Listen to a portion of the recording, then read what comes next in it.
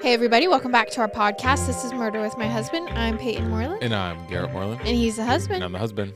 Real quick, some quick announcements. The mobile app is now available for our world. It is our virtual world, and now we have a whole board and chat section going where you can talk about the different cases.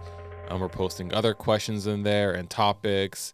It's completely free. The app will be in the link somewhere in the description. Check it out. Come see what we're talking about. Just a place for all of us to hang out and chat and talk true crime. It's seriously so fun. Again, the link will be below to download the app and check it out. All right, Garrett, that jumps us to 10 seconds. Peyton and I went on a little vacation. It was fun. We had a good time. We just kind of hung out at the beach, decompressed a little bit, and now we are back recording and ready to go. We did leave Daisy, so that was a little sad, but we left her with Grandma and Grandpa. But it was good. Peyton was, I think, a little bit more sad than I was. If you saw me bawling my eyes out in the airport, no, you didn't. Also, I have been working on trying to make these MWMH hats. We're getting there, hopefully soon. I just get really picky about hats, so I wanted to make sure that it was something that I would wear 24/7. And so I've just been putting a lot of time into those. Hopefully there is an update soon on that. You know, I think that's it for my 10 seconds this week, so let's hop right into it. All right, our case sources this week are CBS News, the Boston Globe, the New York Times, seacoastonline.com, sfgate.com, wjbq.com, the Portland Press Herald, Murderpedia, the Cinemaholic, Arkansas Democrat Gazette, the Bangor Daily News, USA Today, sunjournal.com, mainbiz.biz, boston.com, and findagrave.com. Findagrave.com. Mm-hmm. Like you can find anyone's grave? Yeah, their headstone and a little synopsis about them. You can also leave comments for people who have died. Yeah. Like I could search your grandma and I could find her? Or only my if grandpa someone or submitted something? her onto it. Oh, okay, got it. Doesn't have everybody's. Okay.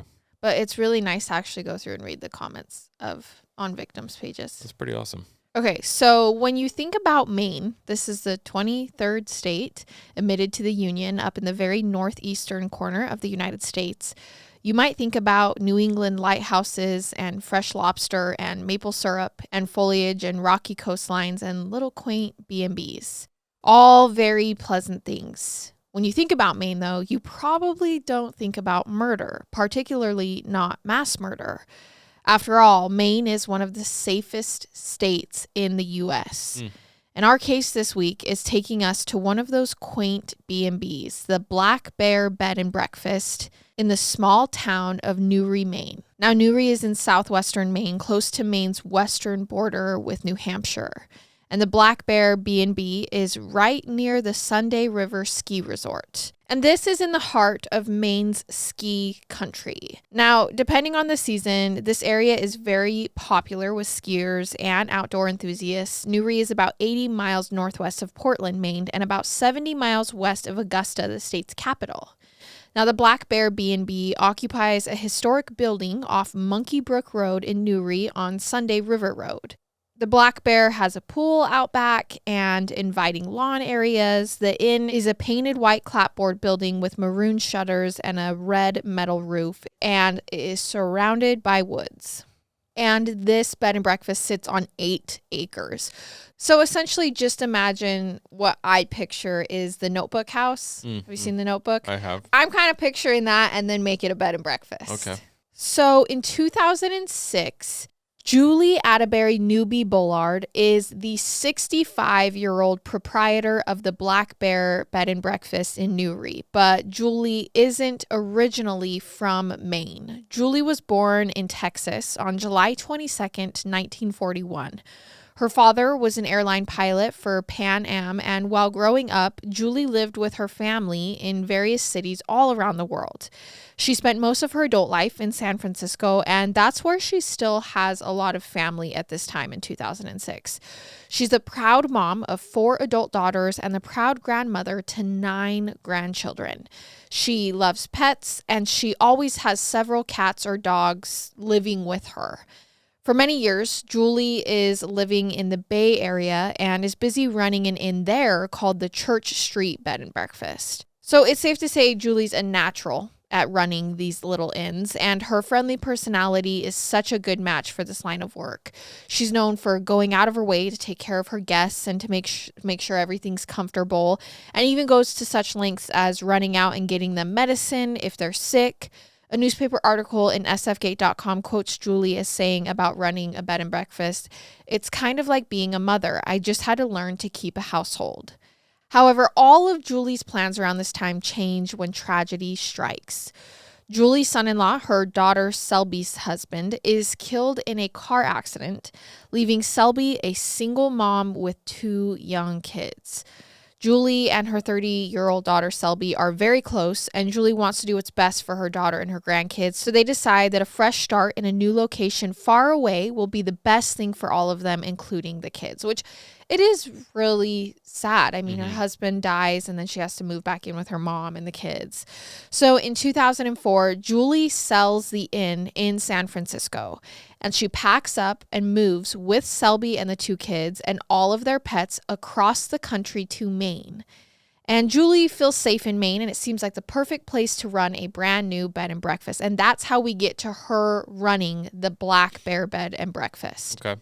This new adventure in this beautiful new setting will help the family begin the healing process and help them to continue living productive lives. According to the Boston Globe, Julie puts her own eclectic design touches on the new project, and Selby and her 2 kids live in their own place not far from Julie and the Black Bear Bed and Breakfast. So they all just kind of run away to Maine. They start running this new bed and breakfast and hope for a fresh start. Now, in keeping with her new beginnings, Selby, the daughter, decides to earn her real estate license soon after moving. But before moving, she'd had several jobs, including waiting tables, working at a nail salon, and running an eyeglass store. So Selby takes a part-time job at Apple Tree Realty in Maine. And this is a perfect job for her as it gives her time to spend with her 2 children, her 8-year-old son, who's named Elliot, and her 12-year-old daughter named Leela. Selby, who's described as, quote, always smiling, really enjoys her new opportunity at Apple Tree Realty. It's at this office that she meets and makes a new friend named Cynthia Beatson. And they are pretty much inseparable, and Cindy is like a big sister to her. So this new move seems to be going well because she moves, she starts a new job, and then meets her best friend at this job. So Selby's new best friend, Cindy, who's 43 years old, was born on May 29th in Boston, Massachusetts. And Cindy attended the Fashion School of Design in Boston. And she is active, athletic, friendly, and loves many sports. Cindy has also recently earned her real estate license, like I said, and began working at Apple Tree Realty. She's described as beautiful and animated, and she lives in Bethel with her husband and young daughter. So it's now 2006, and after only 2 years in Maine, Julie is 65 years old and is facing a tough decision. She's discovered how tough it is to make it financially as the proprietor of B&B in Maine. She's tried to make it work, and she really likes living in Maine, but after thinking it through, her plan is to regretfully sell the Black Bear B&B and to move in with another daughter who owns a house in Brooklyn, New York. So she kind of got this one daughter established here, but the money just isn't making sense, so she's going to sell the inn and then move in with another daughter in New York. So Julie puts the Black Bear property up for sale in the spring of 2006 with an asking price of $639,000. Okay. By Labor Day weekend, though, it still hasn't sold. Julie has been winding down the B&B business and isn't taking on any new B&B guests. However, to try to make ends meet, she's willing to take on longer-term boarders. So waiting for the house to sell, she's like, okay, maybe I can get someone to stay here longer. She gets an application from a young local college student named Christian, and she decides to rent him a room. So you have Julie, the owner, who's living at the inn, and then now Christian Nielsen, who's living there. And then there's one other person living at the Black Bear Inn in the summer of 2006, and his name is James. He goes by Jimmy Whitehurst. Now, Jimmy is 50 years old. He works as a handyman, and about a month before the Labor Day weekend, Julie gives Jimmy a free place to stay at the B&B in exchange for him performing some handyman work for her on the inn. This living arrangement is perfect for him. He doesn't have to pay, and all he has to do is work around the house. So it's Monday, September 4th, 2006. It's Labor Day. Tourists are in Maine this weekend to enjoy the leaves and a quiet holiday of canoeing and fishing. It's the last day of the summer tourist season in Maine. Now, vacationers will be heading out of Maine and back home today. However, there are no tourists at the Black Bear Inn. At about 5:30 p.m., the Maine State Police get a dispatch about a death at the Black Bear Inn in Newry, Maine. All right, here we go. Trooper Dan Hansen is the one who gets the call. Hansen drives out in his patrol car to Black Bear, and when he pulls up, he finds 3 people outside in front of the B&B. It's the boarder, Christian Nielsen, Okay. Nielsen's dad, Charles, and Christian's dad's third wife, Lee Graham, who is Christian's stepmother. So basically it's Christian and his parents. Yeah. Okay. Lee Graham rushes up to Trooper Hansen when he pulls onto the property, and she tells him that her husband Charles has found some bodies outside of the B&B. Bodies. Yes. Okay. She also tells him that Nielsen has told his father that he killed some people. Okay. So she has these bodies, and then she basically says, and my stepson says he killed some people. The trooper sees Nielsen and his dad sitting together nearby on a bench. So the trooper walks over and says, "What's going on?" Christian Nielsen takes a look at the trooper's name tag and then casually says, "Well, I killed some people, Dan. I shot them all. The gun's in the house in the tool chest." Well, that escalated quickly. Yes. The trooper can't help but notice that Nielsen's parents are caked with mud and blood. So not just Christian, but the parents as well. Yeah, that's weird. So the trooper is like, "Okay, when did this happen?" And he said, "A while ago." So Trooper Hansen is dealing with something he doesn't deal with often, and honestly, most officers don't deal with. But he handles the situation like the trained professional he is. He reads Christian Nielsen his Miranda rights and places him under arrest. He asks Nielsen if he'd like to talk, and Nielsen says yes. However, Nielsen informs Trooper Hansen that he's only going to tell the story once. So the trooper, wisely wanting to wait for homicide detectives to arrive to hear the story and any confession that he might make, handcuffs him and puts him in the police car and doesn't ask him any questions. That's smart. The trooper also turns on the video recorder in the patrol car. Okay. At this point, Nielsen's dad talks to his son through the police car window, and he makes a comment about, shouldn't Nielsen just wait to talk to a lawyer? And he goes, "Yeah, that's not a bad idea." The trooper reminds Nielsen that it's up to him whether to talk to police or not, and he says again he'll talk to detectives. Trooper Hansen knows it might take homicide detectives a while to arrive at the B&B in the small town. So in the meantime, he needs to find out what exactly is going on and whether anyone else needs to be arrested and whether anyone needs help. I'm still thinking about how the dad and the stepmom are covered in mud and blood as well. Right. That's weird. So Trooper Hansen asks Charles to describe what he found. Like you said, you found bodies. What exactly happened? So Charles then leads the trooper along a trail of blood across the grass to some brush on the B&B's property. The trooper comes upon 2 freshly dismembered bodies in the brush. It's the bodies of 2 women, and they've been left in what's described as bloody heaps. And along with the human bodies are the bodies of 2 or 3 dogs who have also met violent deaths. The trooper still doesn't know yet what he's dealing with or how many victims there are. The trooper goes back to the police car and says to Christian Nielsen on tape, "I know you invoked your rights and you want to speak to counsel, but I need to ask you this question. Is there any chance that there is anyone here alive? I don't want to leave someone out there bleeding." And Nielsen says, "No, everyone's dead." So still waiting for detectives to arrive, Charles tells the trooper that his son had told him that there are a total of 4 victims. But so far, the trooper thinks he's only seen 2. Okay. So Charles tells the trooper that 3 of the victims are there close to the B&B and that 1 is in the town of Upton. So it's not just on this property. The trooper gets directions from both Christian and his dad Charles as to where the 3rd body can be found. However, he can't leave the patrol car to go investigate as he's still the only officer on the scene. At about 6 p.m., Norm Lewis, a game warden, arrives at the Black Bear Inn. He's there to assist the trooper until more backup can arrive. He finds the trooper talking to Nielsen through the police car window. The trooper asks the game warden if he knows the Brown Company Road in Uptown because there might be a victim there. Charles says to ask his son for directions, but the trooper doesn't want to, as Nielsen says he only wants to tell the whole story once. So he's like, I'm not going to ask him because what if he then closes up after? Trooper Hansen still wants the homicide detectives to do all of this and to be present for any statement. So once the game warden shows up and can keep eye on the situation, Trooper Hansen goes to the spot where he was told that the third body can be found at the B&B. It's on the Black Bear property about 50 yards from the other two bodies, and that's where he finds a tarp. Underneath the tarp, he finds another body, the third body. It's another woman's body. It was like a game to this kid. Right. This body is also dismembered and has been cut in half. Oh my gosh. So while Trooper Hansen is out looking for the third body, Lewis, the game warden, hears Nielsen say to his dad that the police won't be able to find the fourth body out in Upton because he burned it. Nielsen then gives Lewis directions to the burn spot without Lewis asking. Lewis does once ask for clarification in the directions, but otherwise doesn't question him. At 7:30 p.m., 2 hours after Trooper Hansen had first got the call, a detective from the Maine Criminal Investigations Division arrives on the scene. Her name is Detective Jennifer King, and Nielsen is still handcuffed and sitting in Trooper Hansen's patrol car at this point, which means he's basically been sitting there in the back for 2 hours.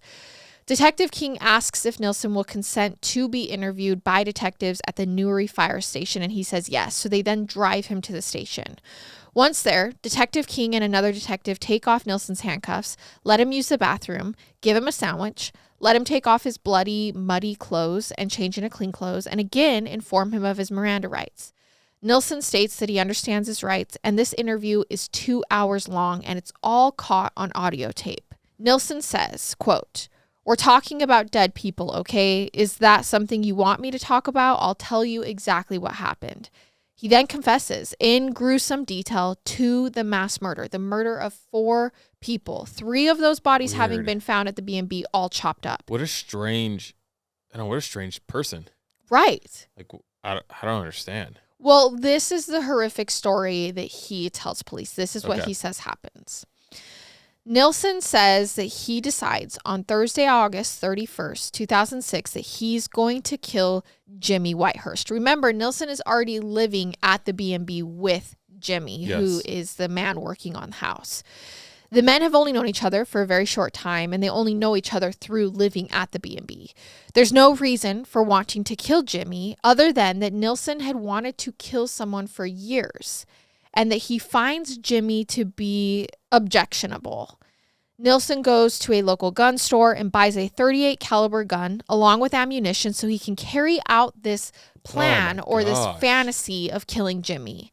And then on Friday, September 1st, the first day of the Labor Day weekend, and 3 days before Trooper Hansen will get involved and get that call, Nielsen isn't planning to canoe or enjoy the outdoors. He has other plans. He is planning to murder on this Labor Day weekend.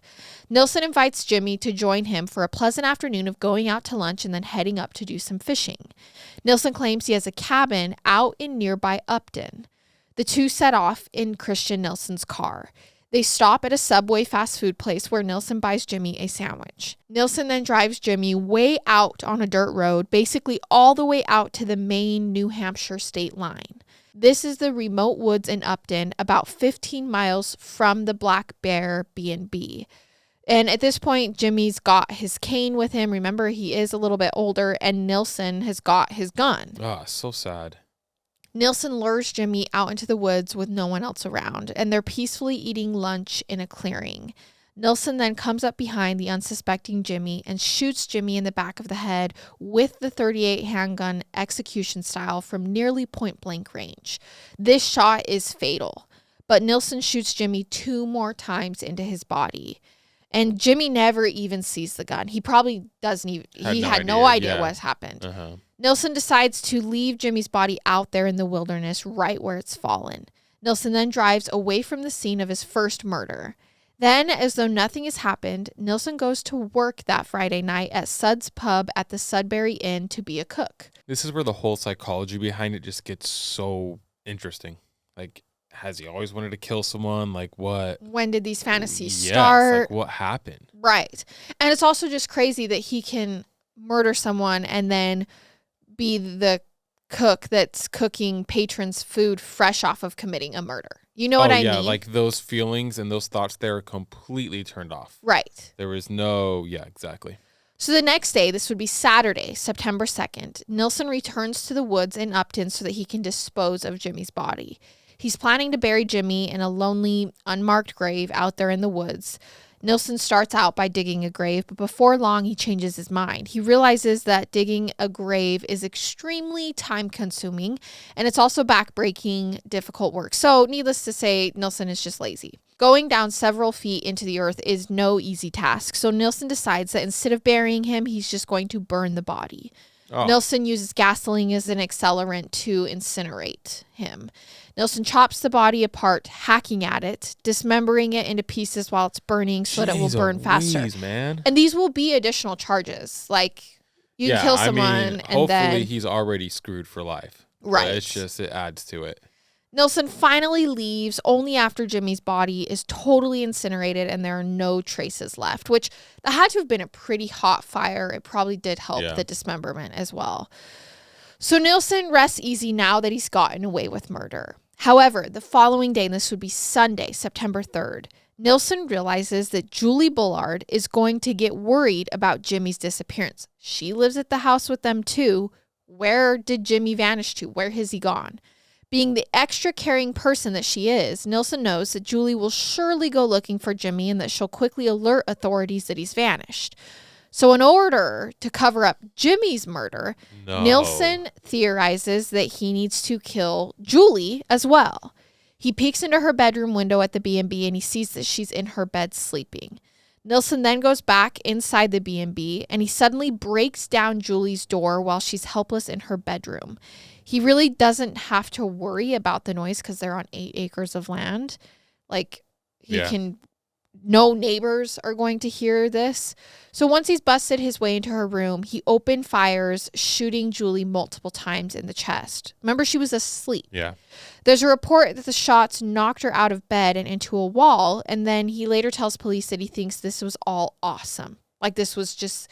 What a freak. So cool to watch. I don't even know how to explain somebody like this. Then, according to SouthCoastToday.com, he told police he dragged her body outside, cut her in half with a hacksaw and an axe, covered her body with a tarp, and left for his job once again. Again, this is in 2006. Yeah. He's hacking somebody up. Mm-hmm. Just like before, after committing an act of absolute atrocity, Nielsen shows up nonchalantly for work on time and cooks. So it's now Labor Day. This would be Monday, September 4th, 2006. It's the last day of the summer tourist season in Maine. Around this time, Nielsen goes to his father's house and borrows a chainsaw. He then goes back to the Black Bear Inn. Meanwhile, Julie's daughter, Selby, is becoming increasingly worried about her mother because she's not answering her cell phone and she's not returning Selby's calls. Remember, Selby's the daughter who came and started over in Maine with her. According to Selby's employer, who runs the Apple Tree Realty office, Julie had bad asthma. She would get into these coughing fits. So Selby was worried when she couldn't reach her by phone, so she just drove to the B&B to check on her. Selby is very worried about her mom's health, and she herself has a broken leg at this point, so her best friend, Cynthia, is driving her around. Remember, Cynthia's her friend with the husband, who they spend a lot of time together. Now they're both heading to the B&B to check on Mom Julie, and I know you know where this is going. This is how we end up with four. Yep. So Selby and Cynthia show up unexpectedly at the Black Bear Inn to check on Julie, Selby's mother. They don't know that she was murdered and dismembered by the paying boarder the day before. Nielsen, though, is there inside the Black Bear, and he hears a car pull up front, so he gets ready. I mean, he's probably in full-blown panic. So Selby and Cynthia go inside the B&B to check on Selby's mom. And imagine Selby's fear when she sees the busted down door of her mom's bedroom inside the bed and breakfast. Also, imagine her horror when she sees the blood all over her mother's room. So Cynthia is oblivious to all the horrors that Selby is discovering upstairs because she's downstairs talking with Christian Nielsen, the murderer, in another room. So Selby yells from her mother's room, asking Nielsen if anything's happened to her mother, obviously, based on what she's discovered. So Cynthia begins running up to the room where Selby is, and Christian Nielsen follows her up there. So Cynthia is walking and has her back to Christian Nielsen. It's at this point, while she's running up to check on her friend, that he pulls out his gun and open fires on Cynthia, shooting her in the back of the head. And Selby is watching from her mother's bloody room, seeing all of this. Nielsen then shoots Selby in the head as well. So according to SouthCoastToday.com, Nielsen said he dragged the two bodies outside and cut them up with the borrowed chainsaw. Oh my gosh. This is insane. Like, why does he got to do that afterwards? This is absolutely insane. He says he cut both women's fingers off and removed their rings, placing them in his duffel bag, I'm sure, for identification purposes, or maybe he's just weird and wanted to keep their fingers. He also claims that he wanted to steal their jewelry. So instead of just taking the rings off, he just cut the fingers off. I can't believe at this point he thinks he's going to get away with this. I know. So either before or after he cuts them up with the chainsaw, he also kills all 3 dogs on the property as well, which I just had to include because it just goes to prove that he just wanted to kill. Yeah. Like, this is just bad. It's just bad. All of these were Julie's dogs. Like I said earlier, who knows for how long he's been wanting to just kill. Right. So after killing and dismembering Selby and Cynthia, Nielsen then calls his dad and tells Charles that he's now running the B&B because Julie is away in California. So he calls his dad and is like, hey, remember the owner, Julie? Yeah, well, she's away in California, so I'm now in charge of the bed and breakfast. He claims Julie actually put me in charge. Some reports say that Nielsen at this point invites his dad over to the bed and breakfast he's now running. Some make it sound like Charles comes over to investigate after this odd sounding phone call. So either way, he either comes over because he's invited or he comes over because it just sounded suspicious. In any event, this phone call prompts his dad and his dad's wife, Lee Graham, to come over to the bed and breakfast. I'm going to say they went over because they were a little suspicious. I'm sure at this point your son's a little off. Right. Like, why Not would just Julie just leave you? Yeah. And they live about 13 miles away from the Black Bear Bed and Breakfast. Okay. So at just about 5:30 p.m., Christian Nielsen's dad, Charles, and his stepmother arrive at the Black Bear. And as soon as they get there, and apparently even as they're still pulling up in the car, they see what looks like a long, fresh trail of blood outside in the grass of the home. This is from where Nielsen had been dragging the bodies, which, again, whether he invited them or not, you still haven't cleaned up. I don't think. I mean, I guess it's on 8 acres. He's out there. He probably doesn't think, you know what I mean? I just don't think he's the smartest person in the first place. Right.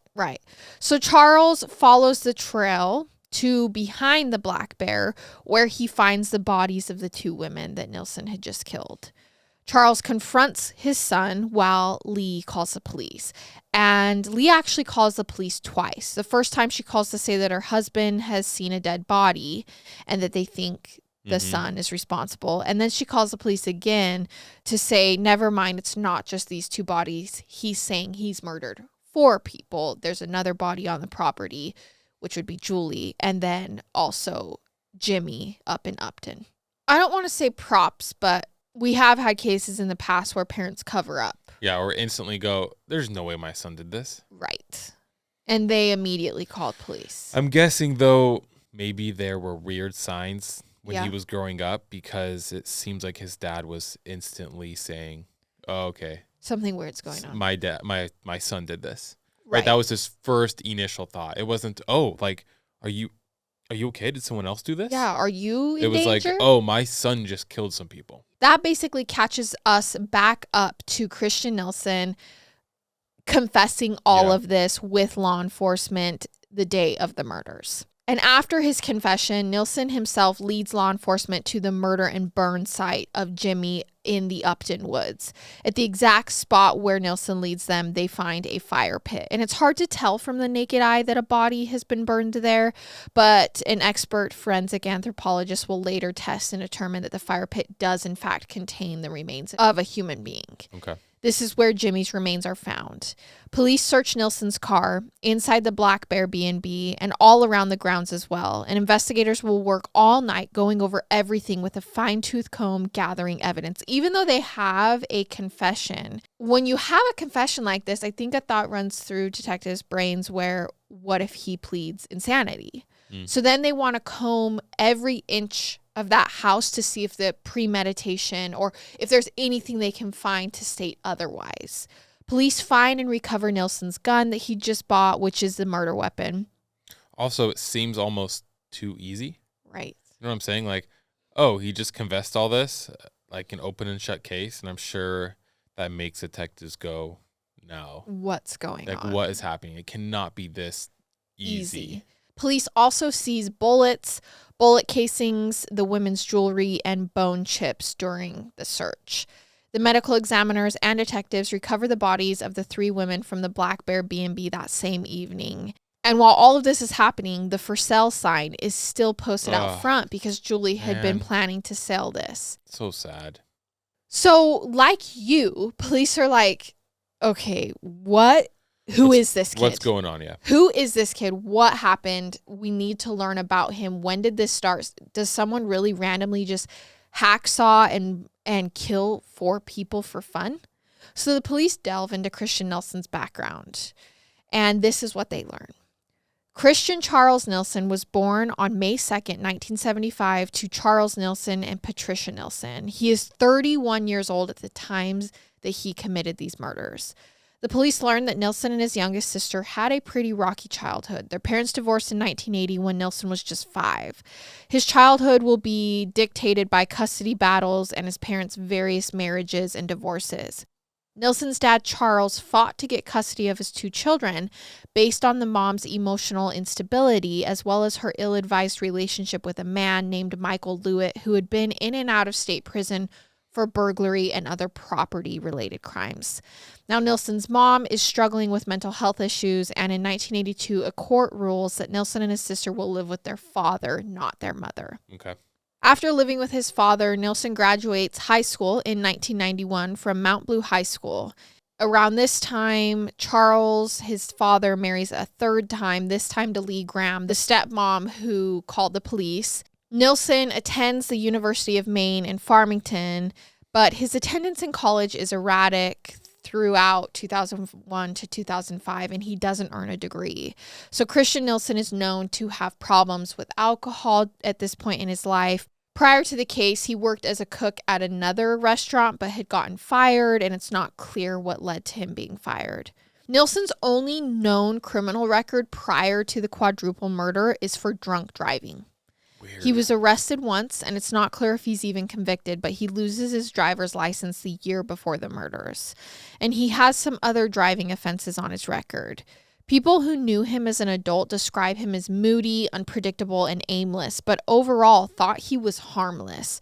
He was also described as kind of smart. The owner of a bookstore in Farmington says that Christian Nielsen was a frequent customer. According to a co-owner of the Sudbury Inn, which is where he cooked, quote, he was reliable and a soft-spoken and quiet guy. I was surprised and shocked that this happened. That's so interesting. I wouldn't have expected that. Right. Usually there's some sort of, signs or something going on. The triad, like, oh, he killed or he was especially with or something this brutal, right? There's usually something going on. violence, something. On Tuesday, September 5th, 2006, the day after his arrest and confession, Christian Nielsen is charged and arraigned on 4 counts of murder before a judge at the Oxford County Superior Court. He appears to be smirking in various photos throughout this. So he literally just got arrested for this murder, and in court, he's smirking and acting just cocky. Did he, go insane? This is kind of a confusing one. Right.